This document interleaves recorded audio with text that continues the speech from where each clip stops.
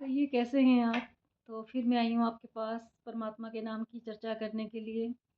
तो आज का हमारा विषय है कि हम जब परमात्मा का नाम लेते हैं, तो इसमें क्या-क्या कठिनाइयाँ आती हैं। कहते हैं कि परमात्मा का नाम बहुत नसीब से मिलता है और जिसको मिलता है, उसका नसीब जाग जाता है। लेकिन कई लोग ये बात मानते नहीं हैं। वो हर काम की इतनी चिंता करते हैं कि ये काम कैसे होगा, ये काम कैसे होगा? अगर ऐसा हो गया तो फिर क्या होगा? बहुत फालतू की बातें सोचते हैं, फालतू की चिंता रखते हैं और फिर वो डिप्रेशन में आ जाते हैं। तो उनको ऐसी-ऐसी बीमारियाँ आ जाती हैं कि फिर वो बीमारी के इलाज में लगे रहते हैं। और दूसरी तरफ हम ऐसे लोग देखते हैं जो परमात्मा के भरोसे रहते हैं और कहते हैं जो होगा हमारा हरि सँभाल लेगा, परमात्मा सँभाल लेगा।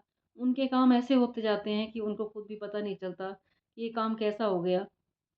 तो आप भी अनुभव ज़रूर करना जो मेरी वीडियो देख रहे हो कि जिसने परमात्मा के ऊपर अपनी डोरी छोड़ दी, उनके काम कैसे होते हैं। और जो लोग खाली चिंता करते रहते हैं और परमात्मा से शिकायतें करते रहते हैं और दिन-रात अपनी किस्मत का रोना रोते हैं कि मेरी तो किस्मत ही ख़राब है, मेरा तो भगवान साथ ही नहीं देता, मेरे साथ भगवान हमेशा ऐसे ही करता है।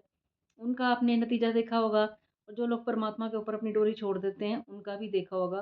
क्योंकि हर कोई फैमिली में एक्सपीरियंस करता ही है। आपने फैमिली में देखा होगा, अपने आस-पास के व्यवहार में देखा होगा, तो जितना हो सके हमें अपनी डोरी परमात्मा के ऊपर छोड़ देनी चाहिए। हमारा काम है हर काम को ईमानदारी से, मेहनत से करना और फिर हमें परमात्मा के ऊपर छोड़ देना चाहिए। क्योंकि ऐसा हो नहीं सकता कि हम मेहनत से काम करें, ईमानदारी से करें और परमात्मा हमारा साथ ना दे। क्योंकि कहते हैं कि परमात्मा के घर में देर है लेकिन अंधेर नहीं है।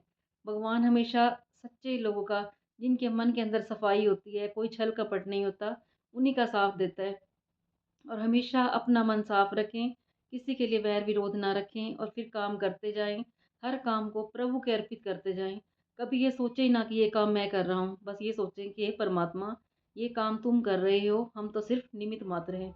परमात्मा ने हमें निमित्त मात्र बना रखा है और सिर्फ़ सारा दिन अपने मन में नाम जप करते जाओ। जैसे-जैसे आप अध्यात्म की तरफ जाओगे, परमात्मा आपका काम ऐसे करता जाएगा कि आपको सोचने की ज़रूरत ही नहीं है। अगर आपने प्रेमानंद जी महाराज जी का सत्संग सुना हो या जिसका भी सुनते हैं, हम सब यही कहते हैं कि नाम जप करते रहो। एक नाम जप आपको हर मुसीबत से तार देगा, इस भवसागर से तार देगा। लेकिन पहली शर्त यही होती है कि हमारा दिल साफ होना चाहिए।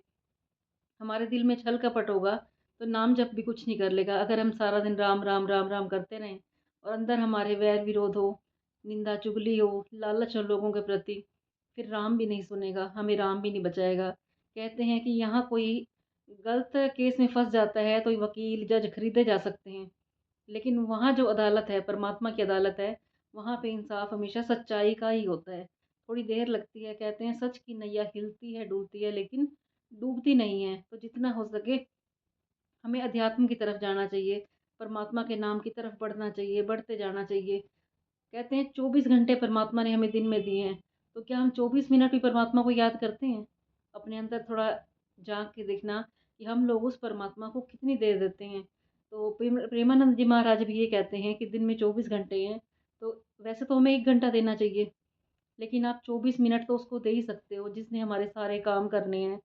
तो कई बार ये भी होता है, आपने कहानी सुनी होगी कि सुबह जब हम काम पे जाते हैं, तो वो परमपिता परमात्मा हमारा इंतज़ार करता रहता है कि मैं उठ गया हूँ, ये मुझसे अब मिलने आएगा, नहीं आता। फिर वो नहा धो के फिर खाना खाने लग जाता है, फिर परमात्मा इंतज़ार करता है कि अब ये खाना खाते टाइम मुझे याद करेगा, फिर इंसान भूल जाता है। फिर वो काम पे चला जाता है, तो भगवान बैठा हुआ मंदिर में ये सोचता है कि अब ये मुझसे मिलने आएगा, लेकिन इंसान फिर भूल जाता है। फिर वहाँ जाके काम शुरू करता है, तो फिर भगवान इंतज़ार करता है, लेकिन फिर एक इंसान भूल जाता है, वहाँ जाके भी याद नहीं करता। और फिर जब वो शाम को यहाँ पे आता है, घर पे आता है, तो फिर परमात्मा इंतज़ार कर रहा होता है कि अब मुझे मंदिर में मिलने आएगा कि मैं आ गया हूँ। वो फिर भी भगवान से नहीं मिलता। फिर भगवान ये सोचता है कि रात को सोते टाइम तो मुझे याद करेगा, खाना खाते टाइम तो मुझे याद करेगा, लेकिन इंसान नहीं याद करता और जैसे ही उसके ऊपर कोई मुसीबत आ जाती है, फिर वो परमात्मा को कहता है, क्या भगवान तू मुझे देख नहीं रहा था? भगवान तो तुम्हें तब भी देख रहा था जब तुम सुबह उठ के 24 घंटे अपने काम में लगे रहते हो, पैसा कमाने में लगे रहते हो, लेकिन तुम परमात्मा को याद नहीं करते। तो भगवान को हमें खाना बनाते टाइम, खाते टाइम, बिज़नेस पे जाते टाइम, अगर हम लैपटॉप पे काम भी करते हैं, तो हम 1 मिनट के लिए उस परमात्मा को हम याद कर लें। खाना खाते हैं तो 1 मिनट के लिए परमात्मा को याद कर लें। काम पे जाते हैं, गाड़ी चला रहे होते हैं, तब अंदर ही अंदर परमात्मा को याद करते रहें।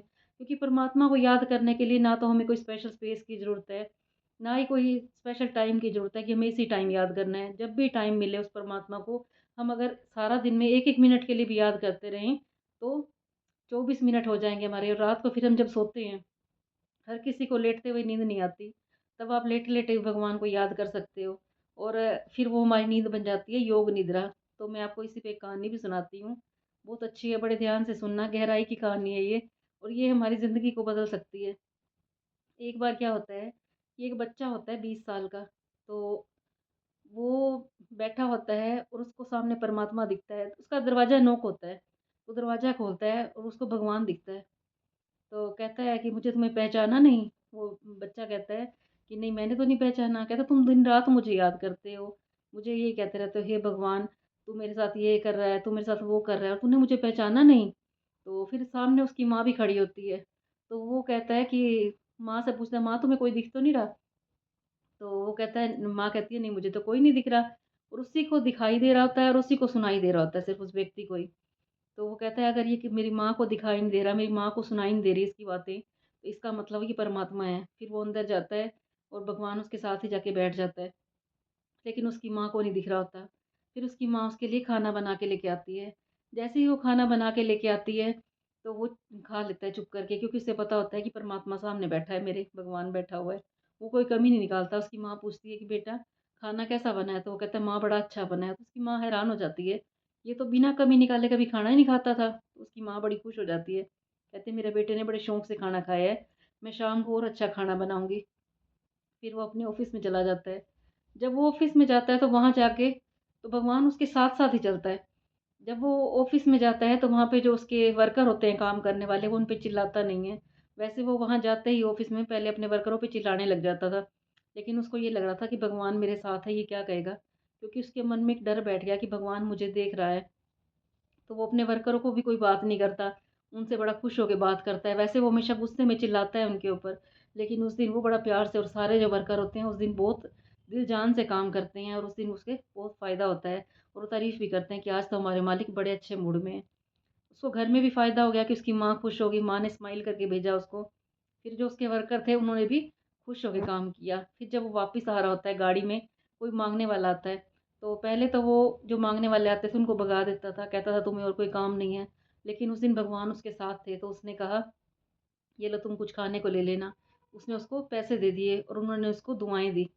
जैसे ही उसने दुआएँ दी तो उसके चेहरे पे मुस्कान आ गई कि आज ये बहुत खुश हो गए हैं, तो इन्होंने हमें पैसे दे दिए हैं। तो दोनों के चेहरे खिल गए, देने वाले के भी और लेने वाले के भी। फिर वो घर आ जाता है और आते ही उसकी माँ तारीफ़ करती है, कहती है, बेटा मैंने तेरे लिए बहुत अच्छा खाना बना रखा है, आजा खा ले। ये जब उसने खाना खा लिया, माँ की स्माइल देख रही, एकदम उसकी आँख खुल जाती है। जो भी मैंने आपको ये सारी कहानी सुनाई है, ये वो लड़का सपना देख रहा होता है। और जैसे ही वो सपने से जागता है, उसने कहा कि मेरा एक दिन परमात्मा मुझे देख रहा था, मेरे साथ था, तो मेरी ज़िंदगी में इतना परिवर्तन हो गया। अगर हम दिन-रात यही सोचें कि वो परमात्मा 24 घंटे हमारे आस-पास है, हमें देख रहा है, तो हम हर काम को करने से पहले हम 10 बार सोचेंगे। एक दिन में इतना बदलाव आ गया कि मेरी माँ के चेहरे पे खुशी आ गई। उस माँगने वाले ने इतनी दुआएँ दी मुझे, मेरे जो वर्कर थे, उन्होंने मुझे इतना अच्छा रिज़ल्ट दे दिया। तो काश ये सपना सच हो जाए। तो वो शिक्षा लेता है कि आज के बाद मैं हमेशा ऐसे ही काम करूँगा। मैं हमेशा अंग-संग परमात्मा को महसूस करूँगा। ये जो सारी मैंने आपको बात सुनाई है, वो सपना ले रहा होता है वो, कि सपने में भगवान आते हैं, दरवाज़ा खोलते हैं और उसके साथ बैठते हैं, फिर ऐसे-ऐसे वो बिहेव करता है सबके साथ। तो इससे हमें यही शिक्षा मिलती है कि हम जो भी कार्य करते हैं 24 घंटे हम ये सोचें कि वो परमात्मा हमें देख रहा है।